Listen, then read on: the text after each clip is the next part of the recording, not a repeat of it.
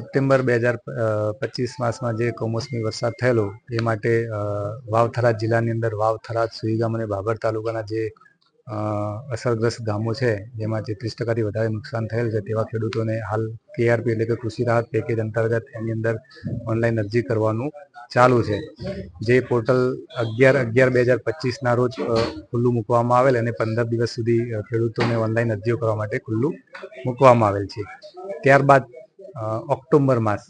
October માસની અંદર પણ છૂટાછવાયો ક્યાંક વરસાદ થયેલો, જેના માટે બનાસકાંઠા જિલ્લાના જે પણ તાલુકા અસરગ્રસ્ત થયેલા તો બનાસકાંઠા તાલુકાના જે પણ ગામોમાં નુકસાન 33% ઉપર થયેલું છે. તો આ નુકસાનગ્રસ્ત વિસ્તાર માટે ખેડૂતો માટે KRP પોર્ટલ કૃષિ રાહત પેકેજ તારીખ 14/11/2025ના રોજથી 15 દિવસ માટે ખુલ્લું મૂકવામાં આવેલ છે, જેમાં ખેડૂતો પોતાની ઓનલાઈન અરજી કરી શકશે અને એની સાથે સાધનિક કાગળોમાં 7/12/8ના ઉતારા, તલાટીનો વાવેતરનો દાખલો, બેંક પાસબુકની નકલ અને